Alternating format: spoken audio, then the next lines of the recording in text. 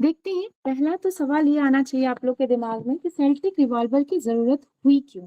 ठीक है, हम इसके अगर जैसे बोलते हैं बैकग्राउंड में जाए तो हमें पता चलेगा कि सेल्टिक रिवॉल्वर की जरूरत क्या थी। इसके बैकग्राउंड में देखते हैं तो इसका क्या था कि उस समय पे at that time Ireland was under the British rule के अंदर में था। तो क्या हो रहा था, जो आयरिश लैंग्वेज थे, ट्रेडिशंस थे, वो सारे क्या हो रहे थे, वो फेडेड हो रहे थे। बहुत ही ज्यादा, जैसे बोलते हैं ना कि उसकी जो महत्व थी वो धीरे धीरे कम हो रही थी, विलुप्त विलुप्त होने के कगार पे हो रही थी। The Celtic revival sought to preserve and restore Irish culture, heritage, and you can say that asserting to the unique Irish identity. मतलब उसको पुनर्जीवित करने के लिए, उसके मूल्य को बढ़ाने के लिए जो प्रयास किया गया, वो एक प्रकार से क्या बन गया, रिवाइवल बन गया। किसका? सेल्टिक रिवाइवल जिसे बोल सकते हैं। देख लेते हैं इसको क्या क्या कहते हैं। आयरिश लिटरेरी रिनेसा भी कहा जाता है, ठीक है, एंड गैलिक रिवाइवल भी कहते हैं। अगर पूछा जाए कि सेल्टिक रिवाइवल को किस किस नाम से जाना जाता है, तो गैलिक रिवाइवल भी कहा जाता है, आयरिश लिटरेरी रिनेसा के नाम से भी जाना जाता है। इसमें सबसे ज्यादा जो योगदान दिया W.B. ईट्स ने दिया, ठीक है ना। मतलब अगर बोला जाए कि ये जो रिवाइवल था, ये जो मोमेंट था, वो 1880 के अराउंड से लेकर के जब तक इनकी मृत्यु नहीं हुई 1939 में इनकी मृत्यु होती, तब तक ये बहुत ही ज्यादा तेजी से विकास करता है। और विकास होता किस किस चीज का, यहाँ पे देखिए, जो आयरिश मिथ्स होते हैं, फोल्कलोर होते हैं, लेजेंड्स होते हैं, जो आयरिश नेशनल लिटरेचर से बिलोंग करते हैं, तो उस पे यहाँ पे काम किया जाता है। ठीक है, आगे देख लेते हैं। इस जो मोमेंट रहता है, इसका जो एम होता है, इसे बोल सकते हैं मुख्य उद्देश्य होता है कि ऐसे विशिष्ट आर्य साहित्य बनाना जो आयरिश जो मिथ हैं, लोक कथाएं हैं, किंवदंतियां, उससे आधारित। क्योंकि उस समय पे जो ब्रिटिश कल्चर था and you can say that politics था, उसका बहुत ज्यादा इफेक्ट था। उस इफेक्ट को कम करने के लिए और आयरिश लिटरेचर कल्चर को स्ट्रॉन्ग बनाने के लिए, उनको एक आइडेंटिटी देने के लिए ये मोमेंट चलाया गया था। ओके, आगे देख लेते हैं लैंग्वेज एंड इन्फ्लुएंस। ठीक है, लैंग्वेज एंड इन्फ्लुएंस मतलब लाइक भाषा और उसका जो प्रभाव था। While inspired by Irish themes, most literature from the Celtic revival was written in English rather than Irish। जैसा कि बताया, इंग्लिश का बहुत ज्यादा प्रभाव था, ठीक है ना, इस आंदोलन में। तो इसकी वजह से जस्ट वेट, ओके, मतलब ये ऐसा समझिए कि जो सेल्टिक रिवाइवल था उसमें इंग्लिश का बहुत ज्यादा प्रभाव था। अगर देखा जाए अपेक्षादन जो कि आयरिश कल्चर था, आयरिश लैंग्वेज था, उसकी अपेक्षा इसका बहुत ज्यादा प्रभाव था। As many authors had greater influence in English, बहुत ज्यादा जो आयरिश भी लेखक थे, वो उनके ऊपर भी इंग्लिश का था, वो इंग्लिश में ही ज्यादा चीजें लिखा करते थे। और अंतरराष्ट्रीय जो नेशनल इंटरनेशनल लेवल पे जो इन्फ्लुएंस था, वो भी ऐसे था। बहुत ऐसे मोमेंट आए। और जब ये मोमेंट आया, मुझे से बोल सकते हैं कि ये जो रिवाइवल हुआ, इससे सिर्फ आयरिश कल्चर पे नहीं, और सारे जैसे स्कैंडिनेविया में, फ्रेंच में, जो जो ब्रिटिश के अंडर में थे, उन लोग के ऊपर भी बहुत ज्यादा प्रभाव पड़ना स्टार्ट हो गया।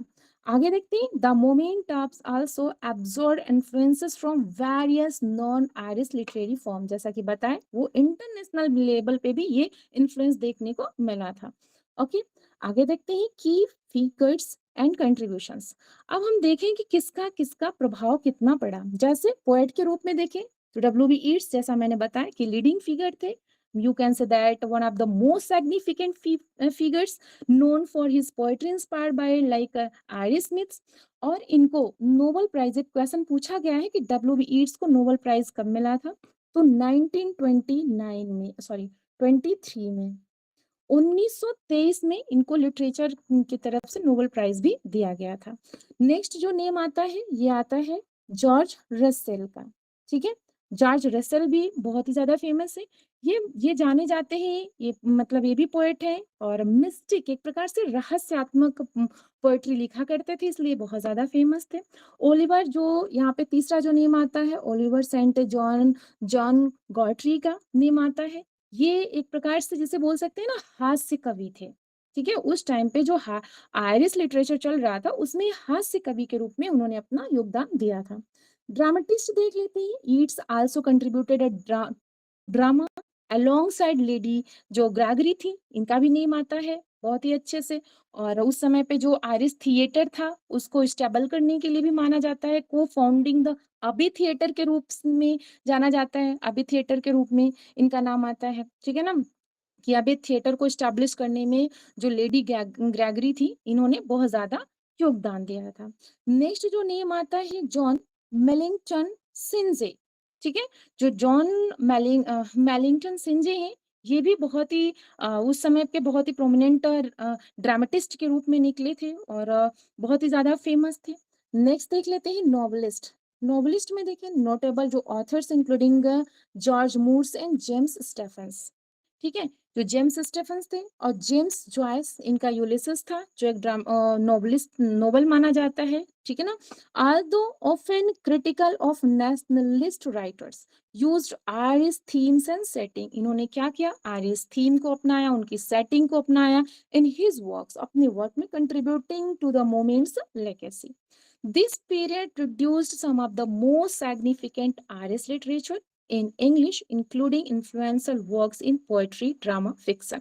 इसका प्रभाव पोएट्री में भी देखने को मिलता है, ड्रामा में भी देखने को मिलता है और फिक्शन में भी देखने को मिलता है, ठीक है?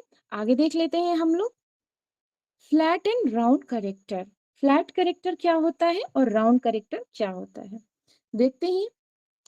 EM फर्स्टर theory in the aspect of the novel 1927 में आता है। ईएम फर्स्टर इंट्रोड्यूस कराया था टू टाइप ऑफ करेक्टर, जिसमें फ्लैट करेक्टर बताया था, दूसरा उन्होंने राउंड करेक्टर बताया था। फ्लैट करेक्टर क्या होता है, इसको थोड़ा सा समझते हैं। Also called two dimensional or types, मतलब फ्लैट करेक्टर को टू डायमेंशनल भी कहा जाता है, टू डायमेंशनल करेक्टर भी कहा जाता है, ठीक है? And you can say that these characters are built around the single idea और क्वालिटी। अगर सपोज दैट अगर वो उसका जो किरदार है किसी विलन का है, तो पूरे शुरू से लेके अंत तक वो विलन ही बना रहेगा। अगर उसका किरदार है कोई सपोज दैट उसकी क्वालिटी दी गई है कि आपको हँसाना है, तो शुरू से लेके अंत तक वो पूरा ह्यूमर ही देगा, वो कॉमिक ही अंदाज में बातें करेगा, ठीक है? तो वो कैसे कैरेक्टर माने जाएंगे? वो फ्लैट कैरेक्टर के अंतर्गत आएंगे, okay? They are often summarised in a single phrase और सेंटेंस। उनका एक ही रूप शुरू से लेके अंत तक देखने को मिलेगा। लेकिन जो राउंड कैरेक्टर्स होते हैं वो कैसे होते हैं?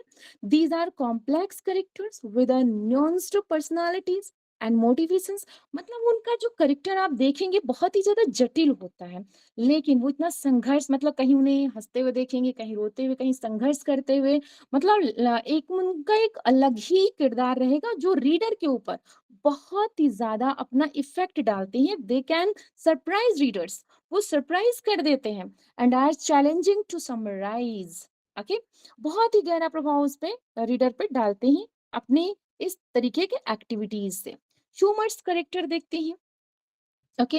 अच्छा, इनका इंपॉर्टेंस क्या है? जो राउंड करेक्टर है इनका इंपॉर्टेंस भी जान लेते हैं थोड़ा सा। Round characters are typically used in novel. ध्यान रखिएगा, जो राउंड करेक्टर होते हैं वो अक्सर नॉवेल में यूज किए जाते हैं। एंड कॉम्प्लेक्स ड्रामास, और जो कॉम्प्लेक्स ड्रामास होते हैं जैसे लेकर जटिल जो ड्रामा होते हैं, नाटक होते हैं, उनमें इनका किया जाता है प्रयोग। और जबकि हम अगर देखें, well flat characters are more common in the similar narratives and fables. छोटी-छोटी जो सरल कहानियां होती हैं, कहावतें होती हैं, कथाएं होती हैं, फ्लैट कैरेक्टर का उपयोग वहां किया जाता है। तो ध्यान रखिएगा, two difference between round character and flat character, right? Now here is a next point, humours characters. Humours characters क्या है? Humorous characters are a subtype of flat characters in a Renaissance literature।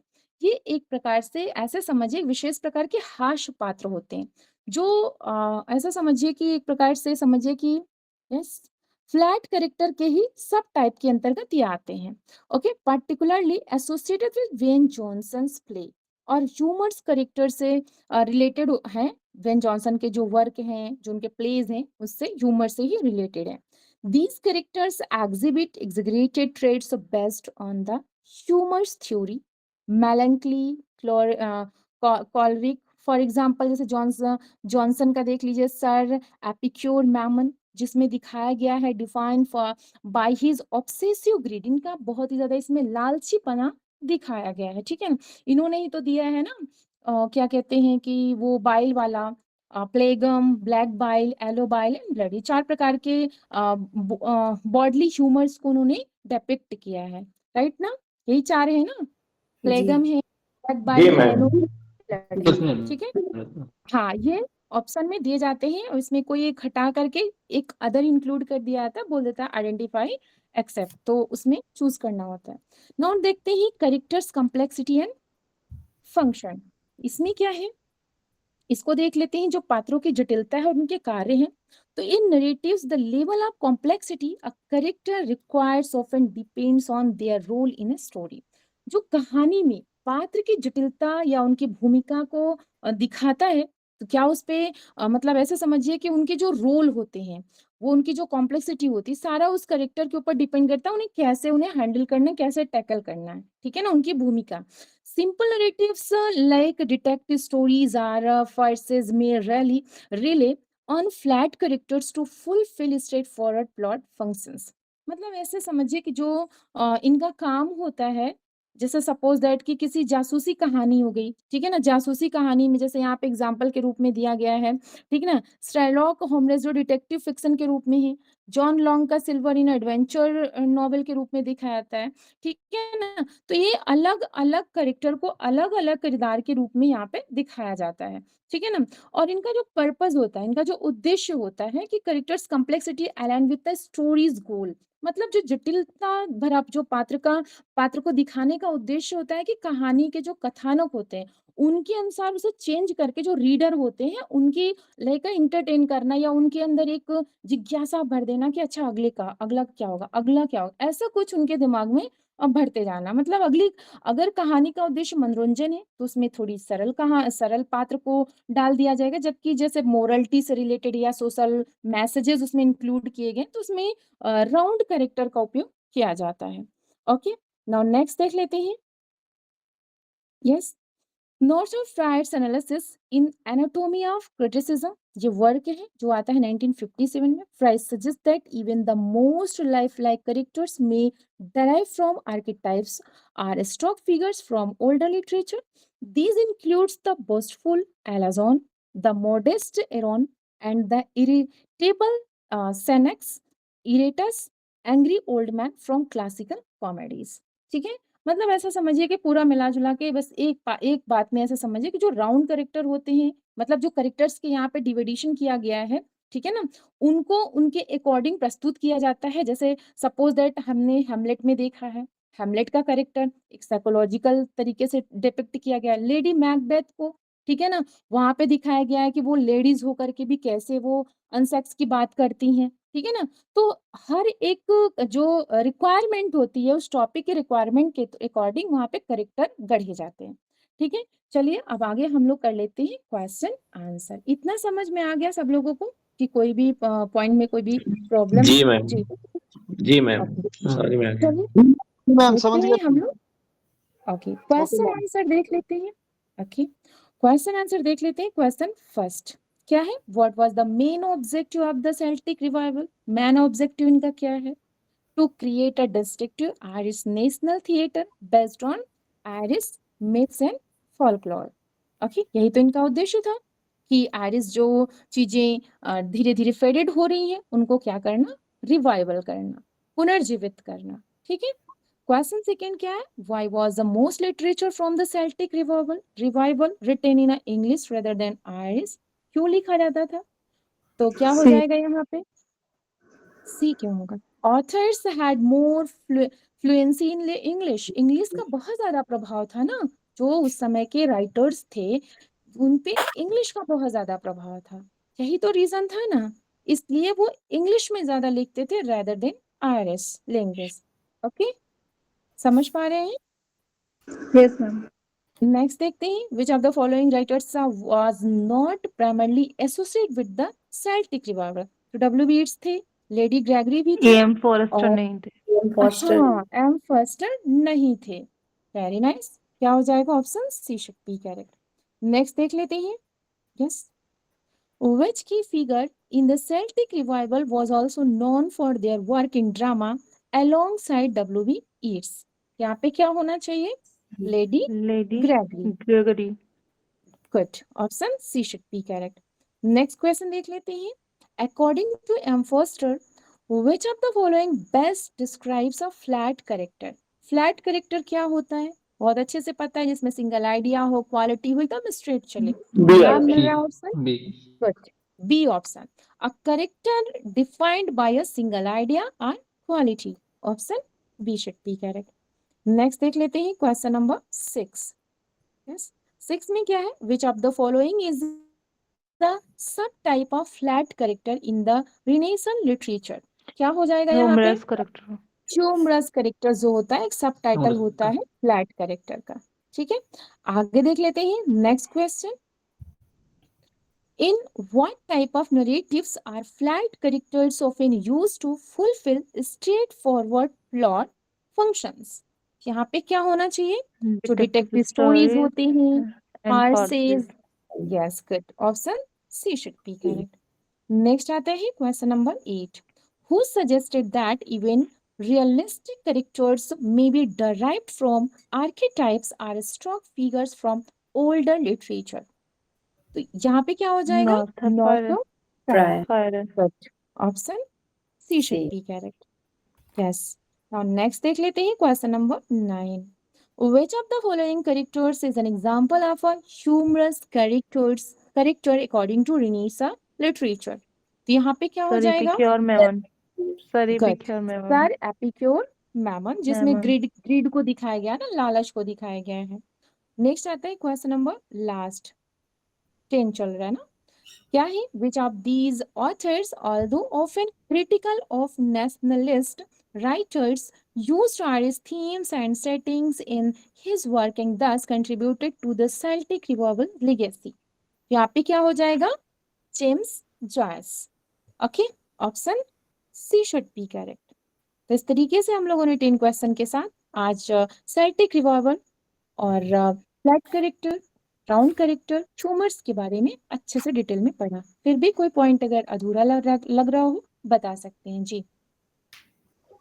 Thank you so much ma'am. Welcome, welcome everyone. Ma'am जो class होगी ये recorded अभी मिलेगी या कल मिल पाएगी?